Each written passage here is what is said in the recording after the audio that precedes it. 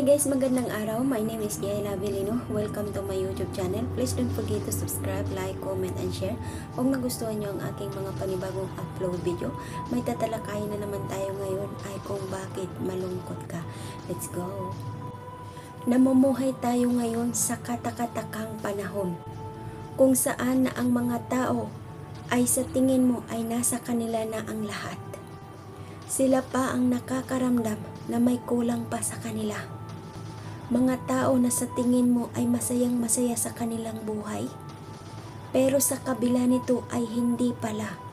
Pagkukunwari, pagkukubli sa totoong nararamdaman. Bakit ganito? Nang dahil ba sa pagkukumpara ng ating sarili sa ibang tao? Nang dahil ba sa pagkukumpara ng ating buhay sa iba? Alam mo ba na kinukumpara mo ang sarili mo sa mga taong may mga bagay na mayroon sila na wala tayo? Nang dahil ba maganda ang appearance nila sa social media? Nang dahil ba sila ay may social media, ikaw wala? At iisipin mo sa iyong sarili na hindi ka sapat? Na tanungin mo ang sarili mo, wala ka na mayroon sila? Tapos sasabihin mo sa sarili mo na hindi ka na sapat? Matanong mo sa sarili mo, dahil ba may mga taong mas matalino pa sa'yo? Dahil ba may mga taong mas magaling pa kay sa'yo? Sa bawat pagmamasid mo sa iba, sa bawat tingin mo sa iba, at lalo sa bawat ang pagkukumpara ng sarili mo or buhay mo sa iba, ay hindi mo na napapansin na ito ay gumagawa ng kalungkutan sa iyong sarili. Ito ay nagdudulot ng matinding kalungkutan. Ito ang tatandaan mo. Huwag na huwag mong ikukumpara ang sarili mo kahit ikaw pa ang pinakamagaling sa lahat ng bagay. Kung hindi ka marunong magpapasalamat sa sarili mo o magpapasalamat sa mga bagay na mayroon ka, tandaan mo, hinding-hindi ka magiging masaya. Palaging may mga taong mas higit pa sa'yo. Palaging may mga taong mas nakakaangat pa o mayaman pa kay sa'yo. Mga taong mas magaling, mas maganda pa kay sa'yo. Kaya, kung itatatak mo sa iyong isipan na palagi mong ikukumpara ang sarili mo sa ibang tao, ikaw ang talo. Alam mo ba kung ano ang mayroon ka na wala sa kanila? Hindi sila ikaw. Ikaw ang bukod tangi. Ikaw ang bukod tangi. Ang sarili mo. Yan ang asset mo. Huwag mong ibaling ang isip mo, pananaw mo sa ibang tao. Ibaling mo ang pananaw mo sa iyong sarili. Magiging tuliro ka lang, depressed, kung palagi mong iisipin na ang ibang tao mayroon sila, bakit ikaw wala? Sa halip, kung naiisip mo at natatanggap mo kung ano ang mayroon tayo, at ipokus natin ang ating isipan at sarili sa ating kakayahan kung paano natin baguhin ang ating buhay, panigurado ako, magiging masaya ka. Dahil ang pagtanggap at pagpapasalamat ay isang napakapangyarihang alintuntunin o gawain para mabawasan ang bigat ng ating nararamdaman. Siguro naiisip mo ngayon at matatanong mo yung sarili mo, kung may marami lang akong pera, siguro magiging masaya na ako. Pero kung may sinasabi ka sa iyong sarili na siguro magiging masaya lang ako kapag, sinisiguro ko na hindi ka magiging masaya.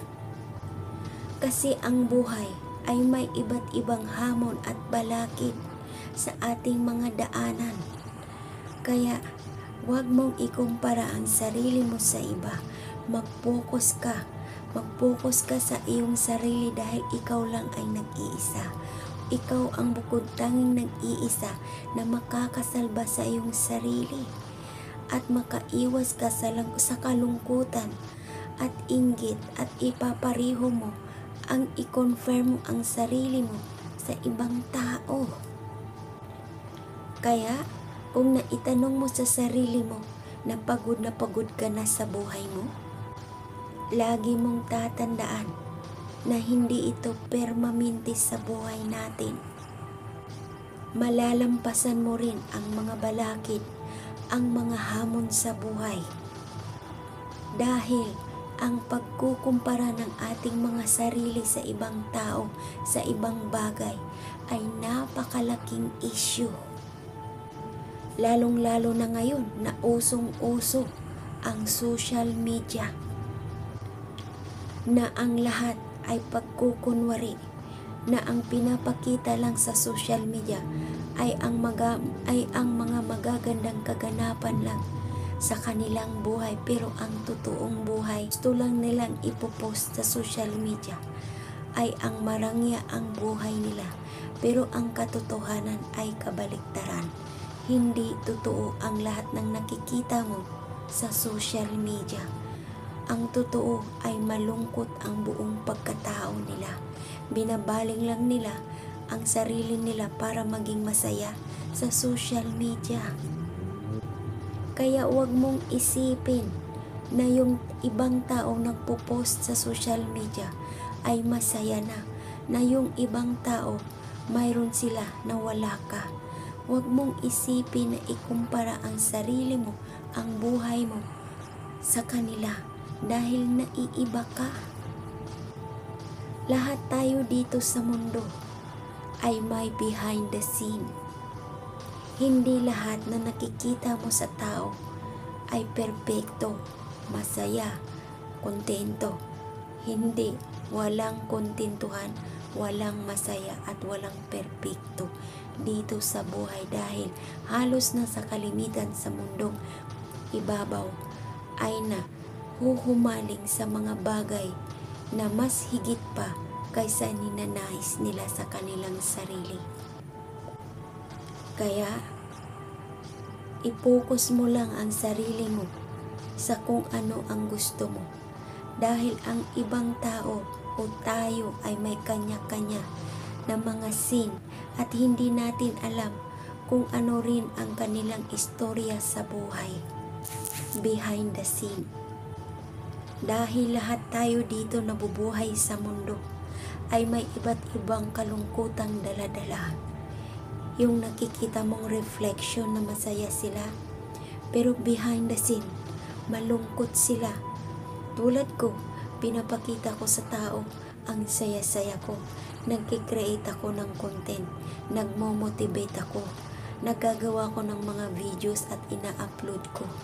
Pero ang totoo, ang puso ko, ang isip ko, may tinatanong at sumisigaw ito. Pero nakakaya ko. Dahil alam niyo kung bakit? Ayaw kong ikumpara ang sarili ko sa iba. Dahil may sarili akong motivation sa sarili na magsumikap ka para maabot mo ang gusto mo. Magtrabaho ka para na mapantayan mo rin sila at mapasaya mo pa ang ibang tao. Kaya huwag na huwag mong i-compare ang sarili mo at maging malungkot ka na lang habang buhay, dahil alam nyo, ang pinakamasayang tao dito sa mundo ay hindi kahit kailanman ikinukumpara ang sarili sa ibang tao o sa ibang bagay. Sarili lang nila ang kanilang kakompetensya. At lalong hindi rin sila naiinggit sa tagumpay ng iba.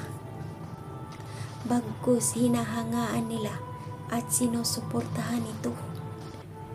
Ang totoo kung bakit malungkot ka sa buhay mo ay dahil nagmula ito sa iyong sariling isipan tungkol sa mga bagay o sitwasyon na nakikita mo sa paligid mo sa mundong ibabaw. Hindi mismo sa isang sitwasyon kung paano ka magre-react sa isang sitwasyon. Kung gusto mong mabago ang sitwasyon mo, ang buhay mo, linisin mo muna ang kalat sa isipan mo. Mag-meditation ka, magdasal ka, mag-pray ka at humingi ka ng gabay para maalis ang negatibong iniisip mo dyan sa puso at isip mo.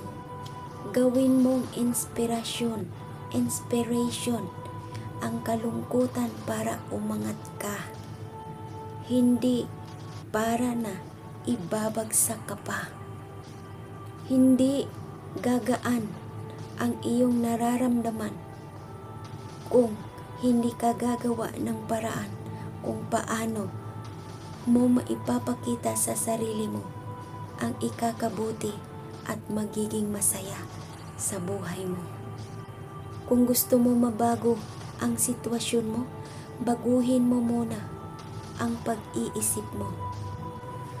Kasi kung puro ka lang reklamo at pag-iisip ng hindi maganda at wala kang gagawin, ay for sure lalamunin ka ng kalungkutan at pag-iisip na wala kang gagawin kundi magtunganga na lang, tulala, mag-isip ng mga negatibo at isipin mo bakit hindi mo nakakaya ang nakakaya ng iba. Kaya mo, kaya baguhin mo ang direksyon ng buhay mo, kung paano mo ito maiangat, kung paano ka makakalabas sa refleksyon ng kalungkutan para naman na mapakita mo sa sarili mo na nahanap mo na ang tunay na kaligayahan, na hindi pala ikaw nababalutan ng kalungkutan. Kaya kung ako sa'yo, huwag kang mag-isip ng mga negatibo, huwag kang mag-isip na mayroon sila ng mamahaling gamit, ikaw ay mumurahing gamit lang. Isipin mo na masaya ka, kontento ka, na mayroon ka, kahit ito ay hindi man mamahalin. Mahalin mo kung ano ang mayroon ka. Lumabas ka sa comfort zone mo. Mag-isip ka ng tama para maabot mo rin ang gustong ninanais mo para sa buhay mo. Huwag mong ikumpara ang sarili mo sa mga tao na mayroon sila na wala ka. Huwag mong ikumpara ang buhay mo na sila ay masaya, ikaw ay malungkot. Huwag mong ikumpara ang sarili mo sa lahat ng bagay sa ibang tao. Dahil ang sabi ko nung una pa lang ay ikaw ay naiiba sa kanila. Ikaw ay may sariling motivation. Ikaw ay may sariling creator sa buhay. Ikaw ay may sariling kapayapaan, sigla at saya sa buhay.